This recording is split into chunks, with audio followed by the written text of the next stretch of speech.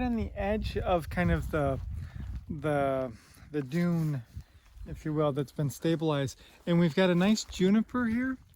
So junipers have, remember the scales that overlap, very similar to the white cedar or arborvitae or thuja.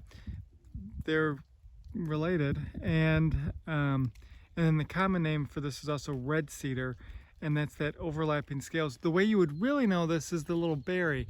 I showed you some on campus. I don't see any berries on this one. Again, you get gin from it. So right next to it is another form of the juniper. So these ones, see how the needles, they're not overlapping. They're kind of stuck together. And again, the way you would really know this would be the berries, but there's no berries on it right now. But there's a lot of this creeping juniper. A lot of people put it in their yard because it's a nice one that hugs the ground. Right all through here, we've got a really nice patch of Ericaceae, and this is Bearberry. You can see the little berries, or not berries, but flowers. They look like little bells, kind of like a blueberry or a leather leaf. But these obviously are very different. It's a ground cover. This is a common ground cover that people put in their yard. I actually have a tiny bit in my yard. It's not doing all that great, but it's a nice one because you don't have to water it because it comes from the dunes. This is also a tundra species, which is kind of interesting. It goes all the way up to the, not quite the high Arctic, but low Arctic for sure. And this will have berries later, but there's lots of little flowers now. So it's a good evergreen, good Ericaceae, waxy leaves, evergreen leaves, and then the bell-shaped flowers. And again, it's a good ground cover for your yard because you don't have to water it.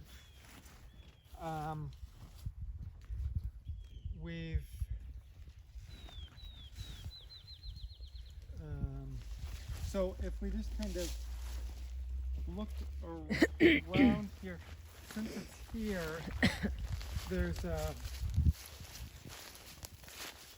we've seen this one before in my yard. This is a Serviceberry, so it's still in good flower.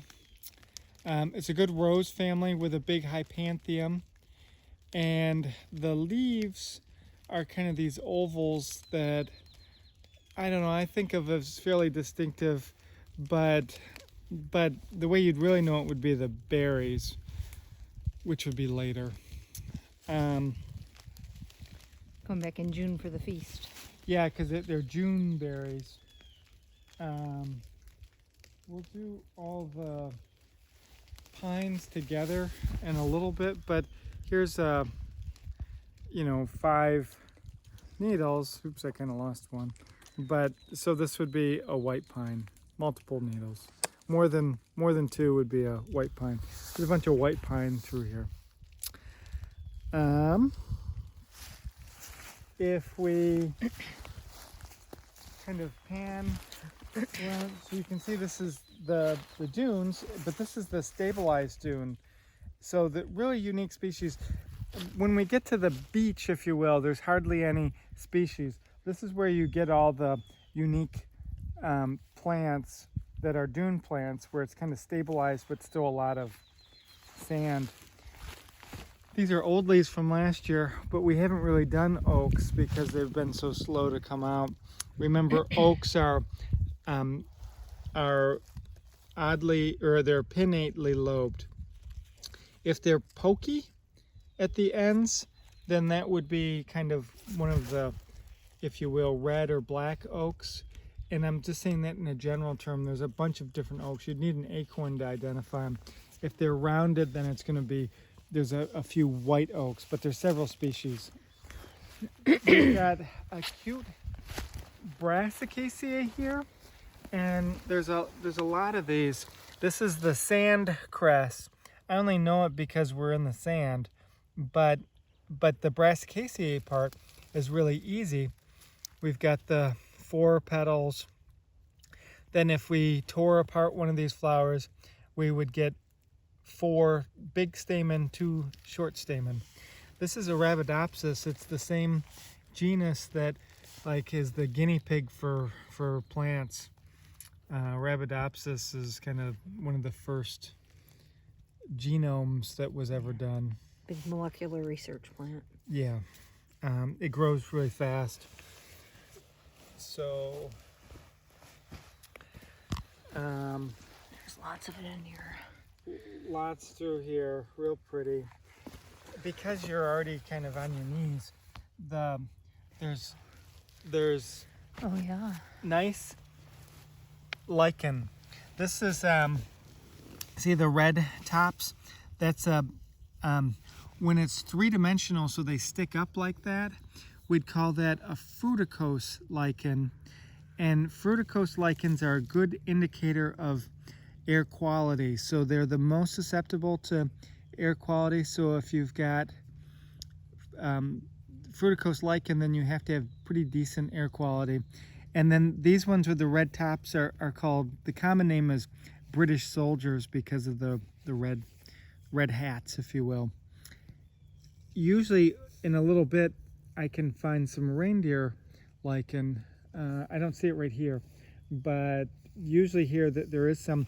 The dunes are a great place for lichen because lichen can live in the most extreme habitats, which is kind of funny because they're highly susceptible to air pollution, but they can dry out completely, so they'd be a good candidate for colonizing Mars or something, because they can dry out completely. You'd find them at the tops of the mountains in Antarctica. You'll find them at the tops of the mountains in the Rockies.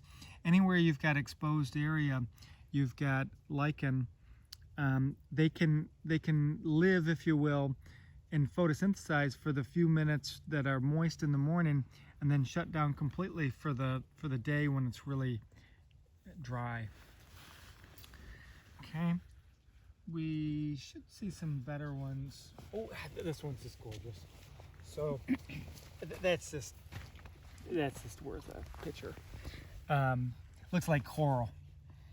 And in a lot of ways it is like coral because it's a symbiotic relationship between a fungus and an algae. Corals would be an algae and the coral stuff. I'm not a marine biologist, but it's a symbiotic relationship. So again, the algae is providing the food, the fungus is providing the housing, if you will. You could call it an enslavement because it's not clear if the algae want to be there or not, but they're both living.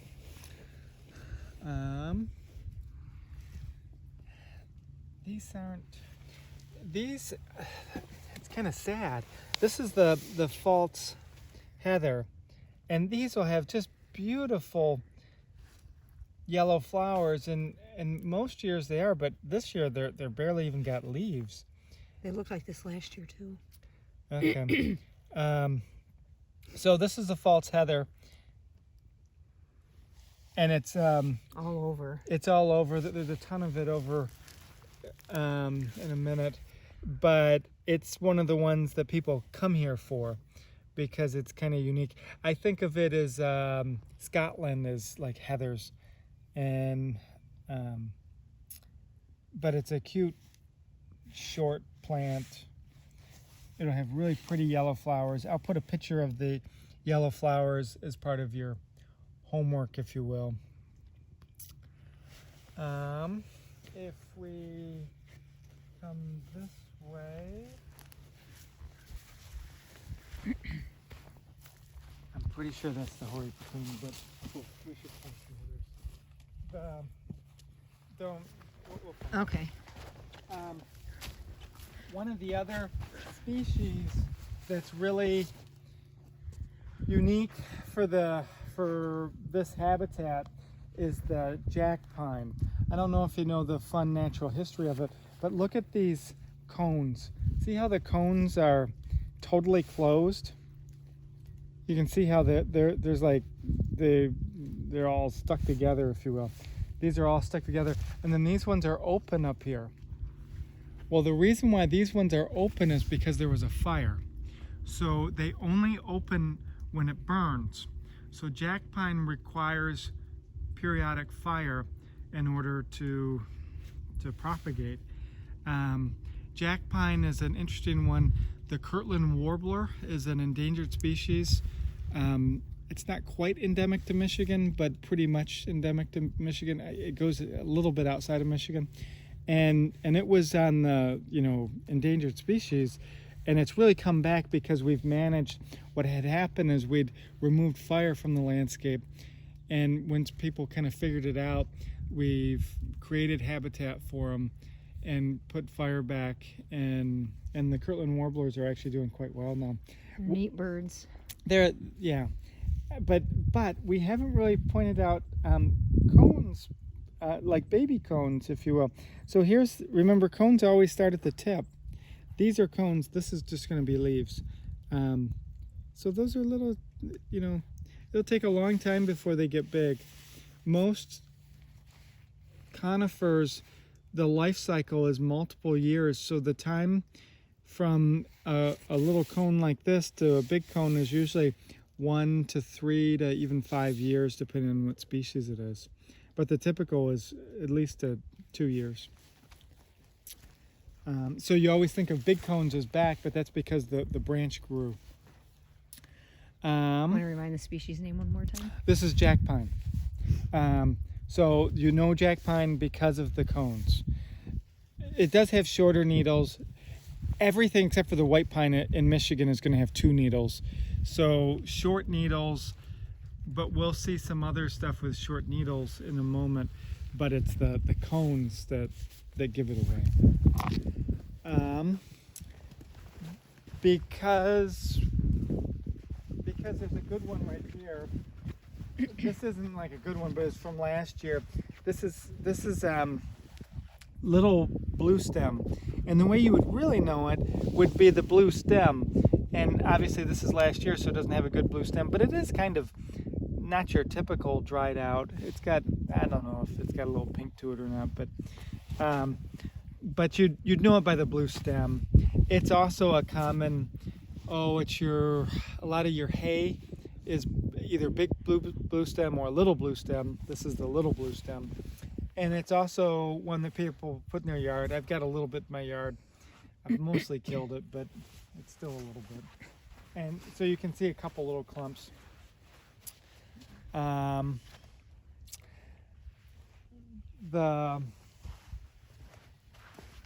These are hard to know exactly what they are right now because you don't have the flowers, but this is going to be a Artemisia or a wormwood, and it's got the real silvery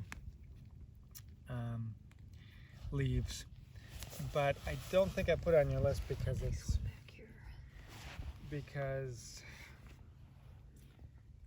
it's never in flower this time of year.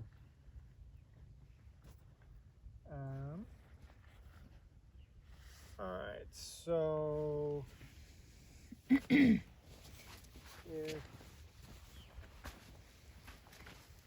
but really pretty dune, unique species, lots of mosses. The heather's really not doing well. No, it wasn't last year either.